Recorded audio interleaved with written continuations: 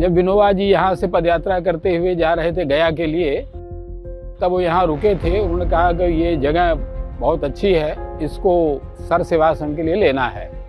तो तभी से 1960 में इस जगह को राष्ट्रपति और लाल बहादुर शास्त्री जी से बात करके ली गई थी। तो बेसिकली ये जो जगह थी, ये गांधी विचार का ट्रेनिंग सेंटर था, जहाँ लोग विचार को सीखते थे, जानते थे, लड़ने के तरीके सीखते थे और समाज के बीच में जाकर के काम करते थे। यही मेरा घर था और मेरा जन्म और मेरा पूरी जिंदगी बीती।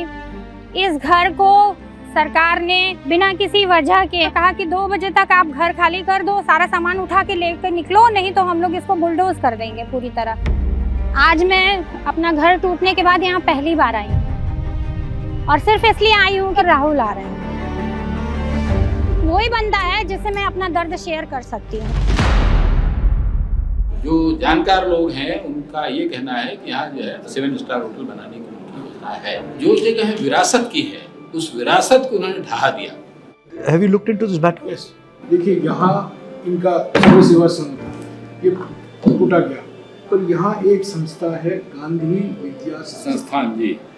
आरएसएस ने क्या किया है, इस संस्था को कब्जा कर जी, गांधी विद्या संस्थान। ये बिल्डिंग को गिराया नहीं किया और इनके बीच में इन्होंने तनाव खड़ा जी जी और इनके माध्यम से इनको परेशानी।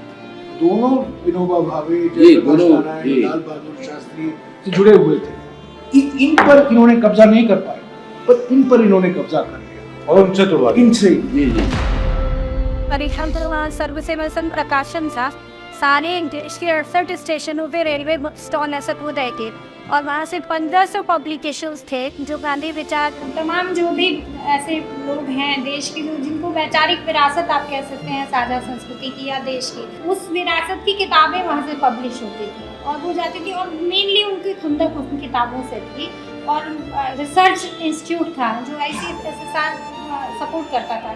अर्जुन सिंह जी के टाइम पे मतलब वाजपेयी गवर्नमेंट से ही वो पीछे पड़े हुए थे। वहाँ गोविंदाचार्य, केसी सुदर्शन और अपना एक कुसुमलता केडिया करके एक लेडी को वहाँ उन्होंने पहले इम्प्लांट किया और तब से उस संस्था के पीछे पड़े हैं। लेकिन जब ये मल्टी मॉडल टर्मिनल इनका प्रोजेक्ट है जिसका इन्होंने DPR बनाया, वो जो अडानी को प्रोजेक्ट कह रहे हैं, तो DPR में वहाँ की केवल 1.5 बीघा ज़मीन की बात थी कि आपकी 1.5 बीघा लेंगे और उसका बाकायदे मुआवजा देंगे और वो जो खाली पड़ी ज़मीन है सिर्फ वो लेंगे। ये बातचीत हो रही थी। उन लोगों ने मना किया कि ये ज़मीन हम नहीं देने को तैयार हैं।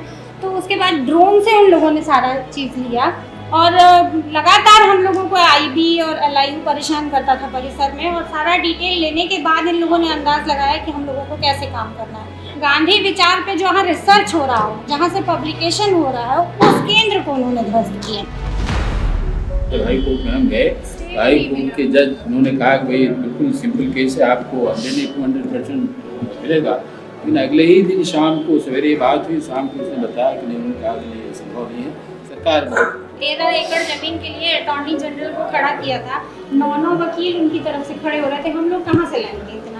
हमारे लोग यहाँ पे तो यूपी में पूरी मदद करेंगे। अगर आपको लीगल हेल्प की ज़रूरत हो, अगर आप लगे then we can try and see कुछ मदद कर सकें। हाँ,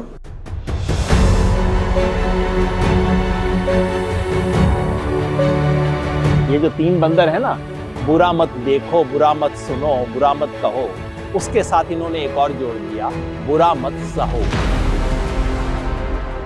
ये जितना गांधी को तोड़ने की कोशिश करेंगे, गांधी क्रांतिकारी बनेगा। ये लोग कहते थे मजबूरी का नाम महात्मा गांधी, अब मजबूती का नाम महात्मा गांधी बनेगा।